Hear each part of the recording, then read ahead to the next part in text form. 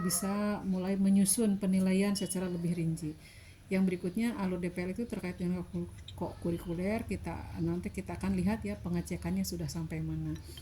Selanjutnya Bapak dan Ibu telah terbit juga naskah akademik panduan mata pelajaran untuk seluruh mata pelajaran, baik mata pelajaran yang umum di kelas 10 termasuk mata pelajaran yang lanjutan di kelas 11 dan kelas 12.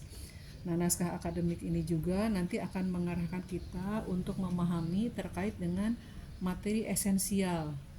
Dan yang terakhir terkait dengan keikutsertaan Bapak dan Ibu di Anugerah Gapura Pancawaluya. Baik, Bapak dan Ibu, kita akan mulai dulu dengan monep pra TKA.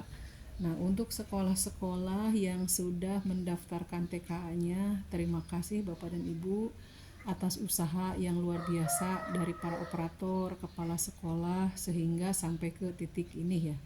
Pra-TKA ini luar biasa Bapak Ibu, pendaftarannya sampai harus keluar DNS itu perlu kerja keras gitu ya. Namun ada pengumuman tadi pagi Bapak dan Ibu terkait dengan TKA ini adalah bagi sekolah-sekolah ya yang belum melengkapi mata pelajaran pilihan.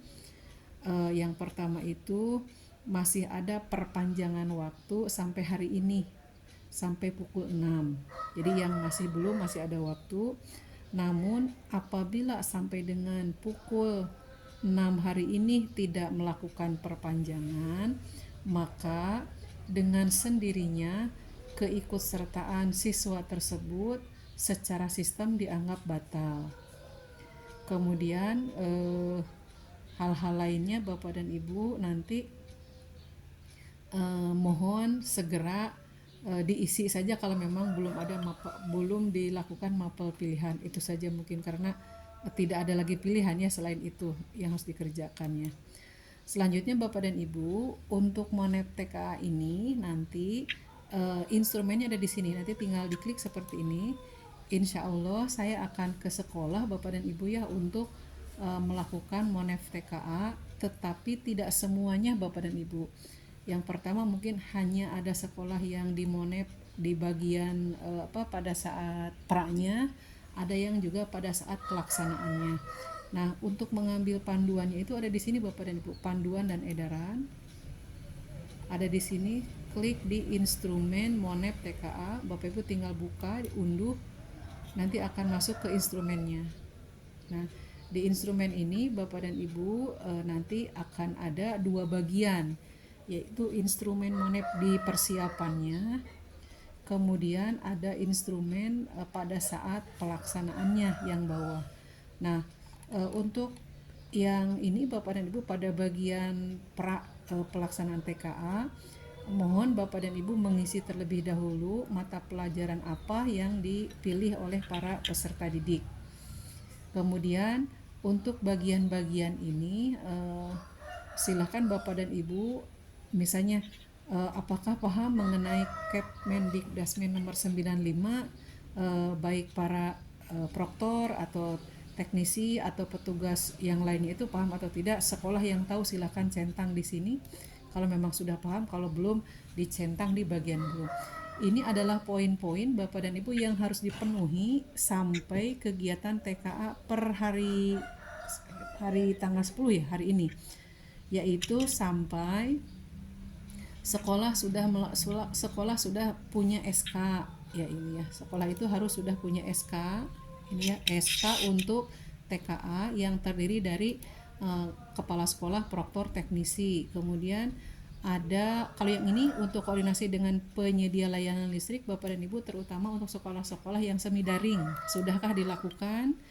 Kemudian meminta supaya jaringan listrik itu pada saat kegiatan TKA selama 4 hari itu mudah-mudahan tidak dimatikan.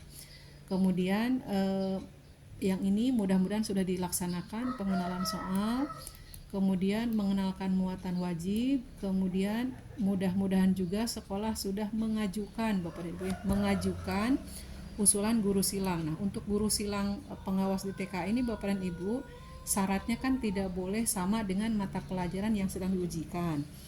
Jadi yang dikirim itu boleh saja mengirim guru fisika, mengirim guru biologi, ataupun mengirim buku guru mata pelajaran lain, hanya nanti diatur mengawasnya tidak pada hari yang ada guru tersebut. Misalnya yang dikirim itu guru fisika, ya berarti jangan mengawas di hari kedua. Nanti untuk pengaturan pengawasan akan dibantu oleh tim teknis nanti di KCD. Yang pasti silahkan setiap sekolah mengajukan usulan untuk guru pengawasnya. Kemudian mudah-mudahan sudah selesai ini Bapak Ibu ya, menyerahkan surat pernyataan keikutsertaan kepada murid. Ini kan di awal Bapak Ibu ya. Kemudian surat tersebut ditandatangan oleh orang tua, kemudian dia memilih mata pelajaran, setelah itu didaftarkan. Setelah didaftarkan, memilih mata pelajaran, kemudian mengunggah foto. Nah, Bapak dan Ibu, walaupun kemarin itu untuk face recognition itu ya, sebaiknya kalau sekolah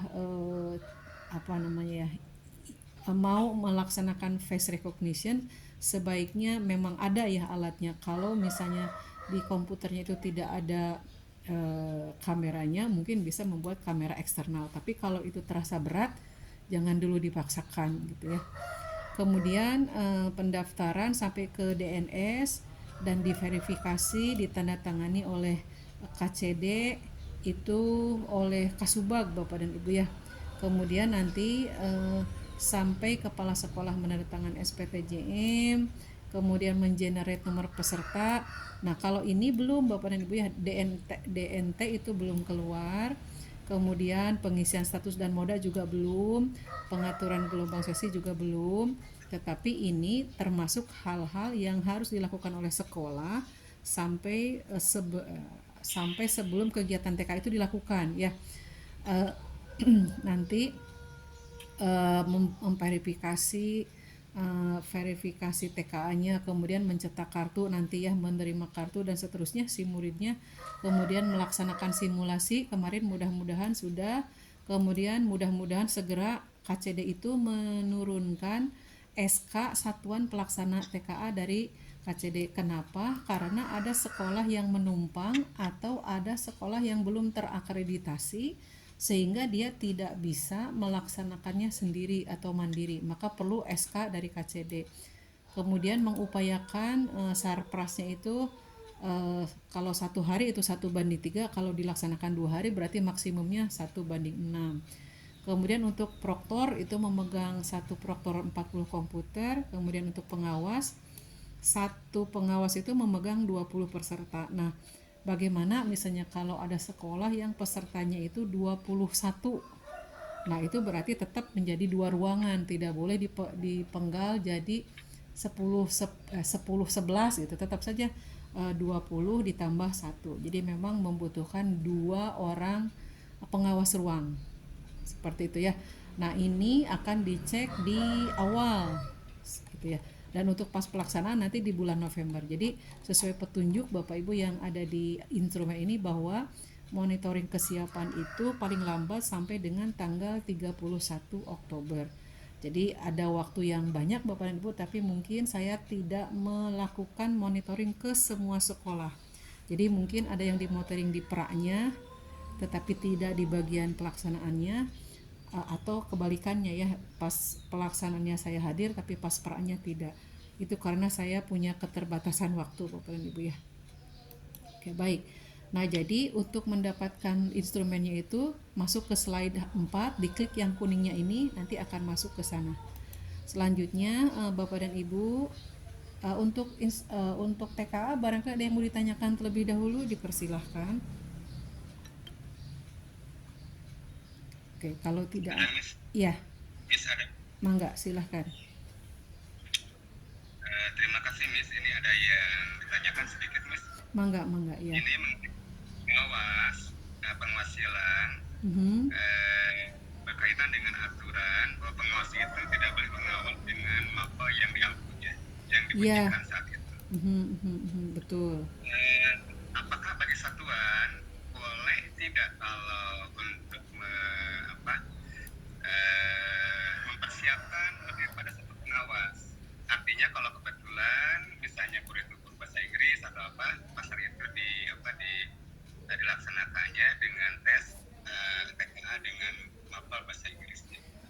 Oke, baik. Bisa nggak lebih daripada satu pengawas gitu? Oh iya, nanti kan akan ada seperti ini ya pas pelaksanaan TK itu Bapak dan Ibu. Jadi pas hari H pelaksanaan TK itu yang pertama tentu saja ya kepala sekolah memimpin rapat tentang persiapan sebelum pra TKA ya. Nanti itu akan hadir pengawas silang ya Bapak, pengawas silang. Tentu saja kalau pengawas silang berarti pengawasnya di luar sekolah Bapak, tetapi nanti siapa yang akan hadirnya akan dipetakan oleh KCD dengan upaya si pengawas tersebut tidak terlalu jauh gitu. Misalnya yang dari Anaja ke ini ya, dari Anaja ke PGRI misalnya tidak diambil dari Rongga ke sana gitu ya. Kemudian untuk mata pelajarannya nanti diupayakan mata pelajarannya itu tidak sama dengan mata pelajaran yang sedang diujikan gitu. Oleh karenanya sekarang sebelum TKA itu dilaksanakan maka sekolah wajib mengusulkan siapa saja yang akan menjadi pengawasnya seperti itu. Nah, setelah itu pas hari H-nya, ini ceritanya pas hari H-nya ya. Pas hari H-nya itu pertama kepala sekolah mengumpulkan seluruh nanti akan ada istilahnya itu proktor ya, akan ada proktor, akan ada eh, pengawas ruang, akan ada teknisi dan akan ada penyelia pengawas namanya tuh. Kalau penyelia pengawas itu adalah pihak luar, bisa dari dinas, bisa dari perguruan tinggi yang akan meninjau keterlaksanaan TKA.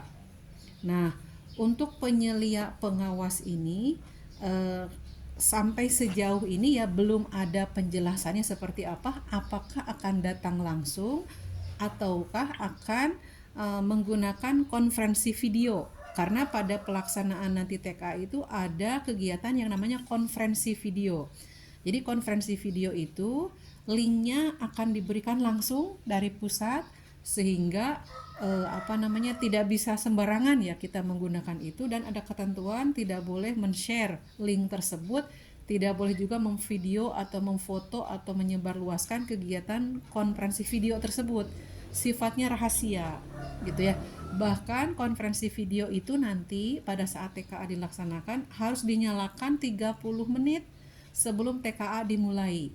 Itu ketentuannya. Nah, nanti Bapak dan Ibu mungkin untuk rincian detail bagaimana melaksanakan TKA dan apa yang harus dilakukan oleh sekolah pada saat TKA akan dilakukan mungkin dibahas nanti ya bisa di akhir bulan atau mungkin pada saat saya datang ke sekolah.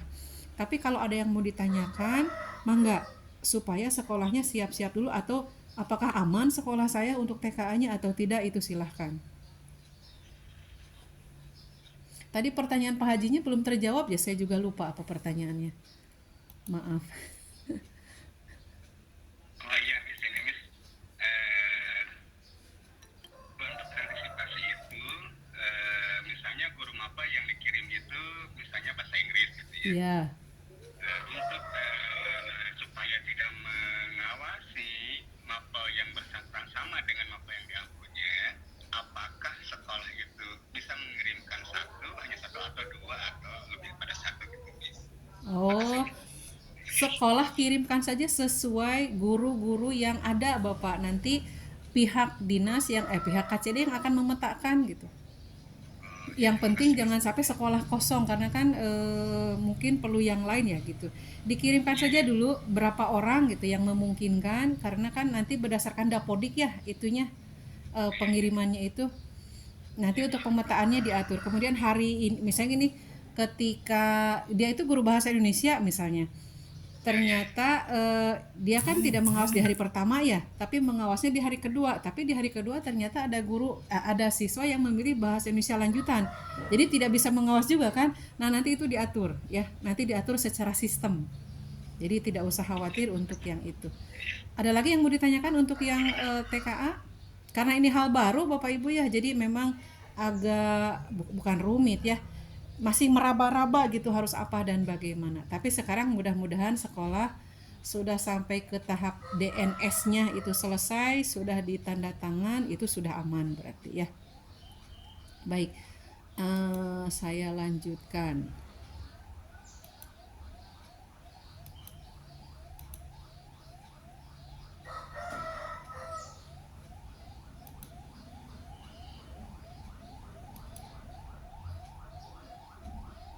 Nah, Bapak dan Ibu, sekarang untuk TKA sudah selesai ya. Kita masuk ke materi yang kedua, yaitu terkait dengan keluarnya ini peraturan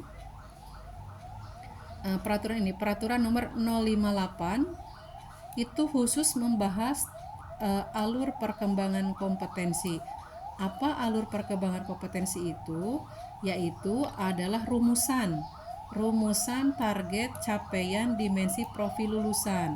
Jadi nanti kalau Bapak dan Ibu membuat kegiatan co-kurikuler untuk pengukuran ketercapaiannya menggunakan peraturan yang ini ya, karena sudah ada. Kalau kemarin pada saat misalnya sekolah merancang kegiatan perencanaan kokurikuler itu rumusan kalau kalau rumusannya itu kita sebut saja TP-nya itu belum muncul ya. Kalau sekarang mah TP-nya sudah ada, namanya alur perkembangan kompetensi. Nah, seperti apa alur perkembangan kompetensi ini?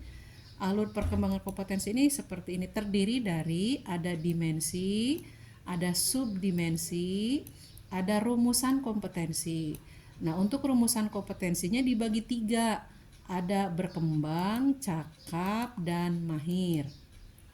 Nah, itu namanya alur perkembangan kompetensi. Nah, alur perkembangan kompetensi ini disusun mulai dari PAUD sampai dengan SMA, SMK, SLB semuanya. Nah, nanti kalau Bapak dan Ibu mengakses alur perkembangan kompetensi, jangan lupa akseslah untuk yang SMA. Oke, kita lihat sebagai contoh dulu ya.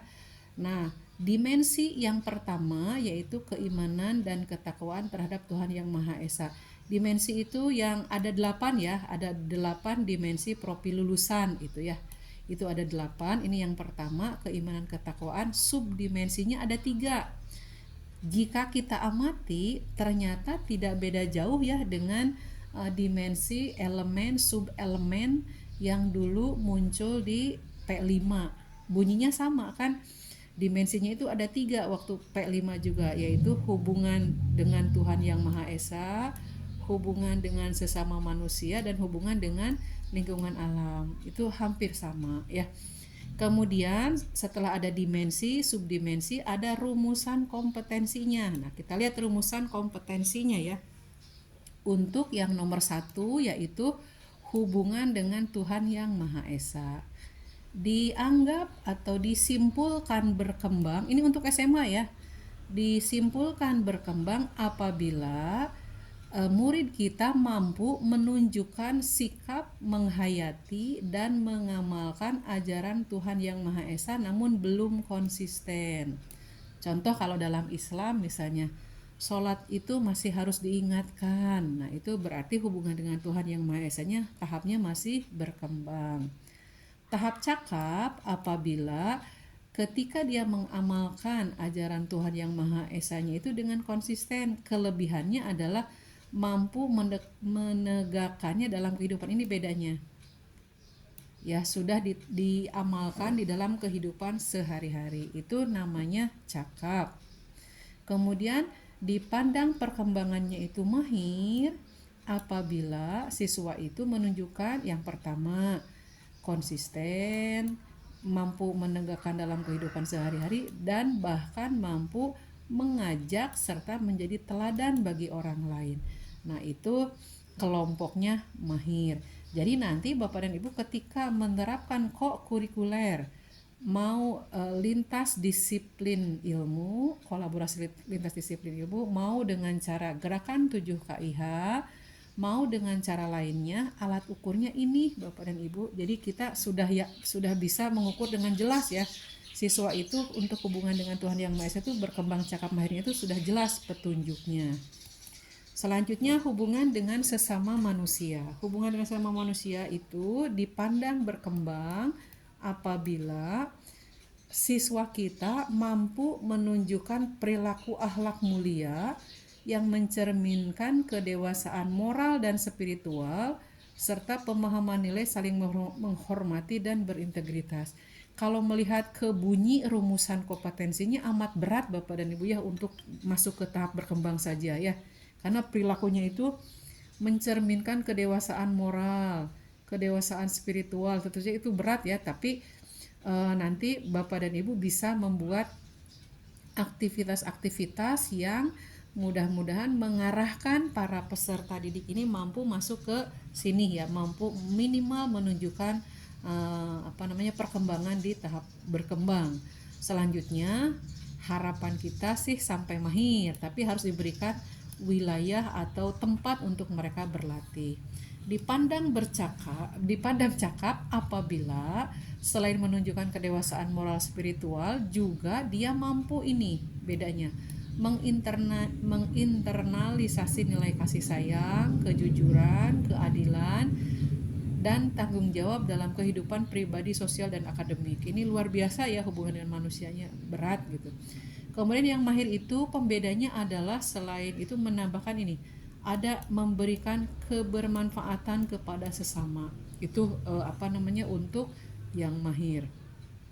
Yang ketiga, subdimensi hubungan dengan alam, hubungan dengan lingkungan alam dipandang berkembang apabila murid kita mampu mewujudkan rasa tanggung jawab dengan mulai membangun kesadaran terhadap lingkungan alam dan mengidentifikasi solusi dari permasalahannya.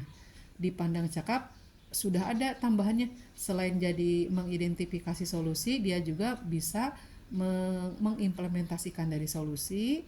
Dipandang mahir kalau sudah lebih tinggi lagi, selain dari dia menemukan solusi, mengimplementasikan solusi, bahkan dia bisa mengevaluasi serta jadi teladan bagi orang lain dalam menjaga kelestarian lingkungan.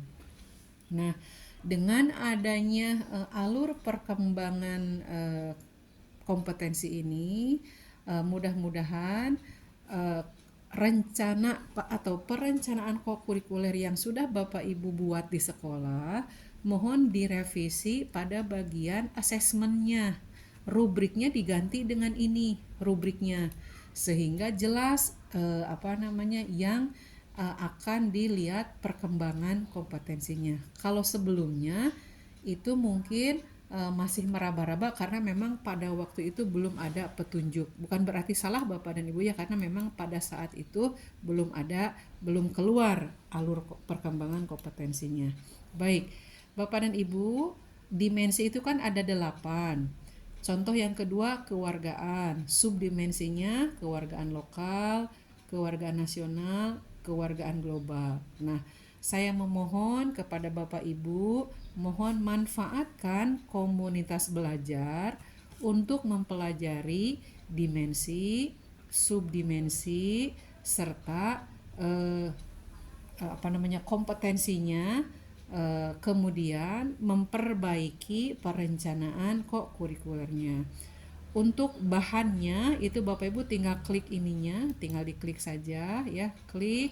Nanti Bapak dan Ibu masuk ke ruang ini, pilih panduan dan edaran, scroll ke bawah, nanti ada ini nomor 3 ya, Badan Standar Course Assessment. Yang ini Bapak dan Ibu yang diunduhnya ini adalah alur perkembangan dimensi profil lulusan. Tinggal diunduh Bapak dan Ibu ya. Google Sites ini tidak menyediakan ruang baca, hanya menyediakan ruang untuk mengunduh. Untuk yang alur perkembangan kompetensi, apakah ada pertanyaan?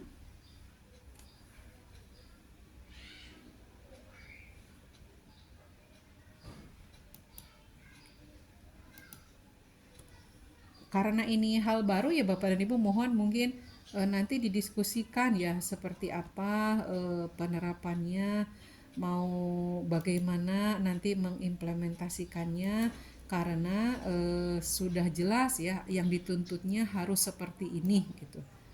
Jadi tidak lagi kita meminta terutama yang meminta bantuan ChatGPT atau Gemini untuk membantu kita membuatkan rubriknya gitu, karena sudah ada. Baik, saya lanjutkan saja Bapak dan Ibu ya, karena tidak ada pertanyaan. Saya yakin Bapak dan Ibu sedang berkonsentrasi memperhatikan ke sini ya. Oke, baik, saya lanjutkan Bapak dan Ibu.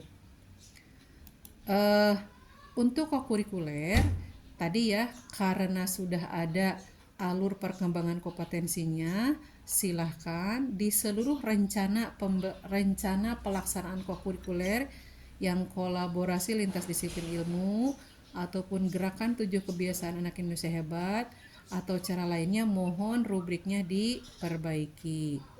Sekarang masalahnya bagaimana kalau misalnya saya sudah punya rancangan analisis sudah punya perencanaan kokurikuler, tetapi Bapak dan Ibu karena sudah muncul alur perkembangan kompetensinya, mohon Bapak dan Ibu melengkapi administrasi atau dokumen pendukung pelaksanaan kokurikuler.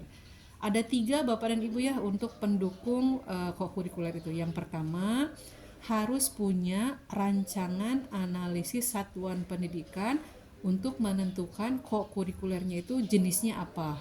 Itu ya yang ini. Yang kedua, harus memiliki rancangan program kokurikuler untuk 1 tahun.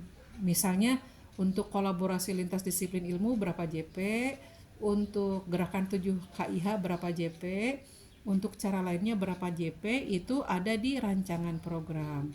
Setelah itu baru Bapak dan Ibu membuat perencanaan kokurikuler berdasarkan JP-JP yang ada di program dan menurunkan apa-apa yang sudah diperoleh dari analisis satuan pendidikan.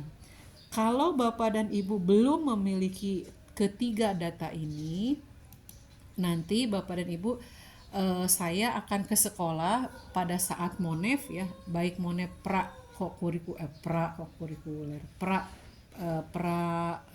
TKA ataupun pada saat pelaksanaan TKA, saya akan menyisipkan kegiatan sambil ada IHT kecil lah untuk memenuhi kebutuhan kokurikuler yang sesuai dengan standar minimumnya ya, sesuai dengan peraturan baru yang sudah diberikan. Baik, untuk kokurikuler Bapak dan Ibu ada pertanyaan atau tidak? Mudah-mudahan tidak ya. Selanjutnya Bapak dan Ibu, sekarang sudah terbit naskah akademik panduan mata pelajaran. Nah, di naskah panduan akademik mata pelajaran ini, Bapak dan Ibu akan menemukan yang pertama, acuan pembelajaran intrakurikuler itu apa saja yang harus diberikan ada di panduan ini. Yang kedua, Bapak dan Ibu akan mendapatkan informasi terkait kemampuan yang harus dikuasai oleh peserta didik ya, sesuai dengan kegiatan apakah murid itu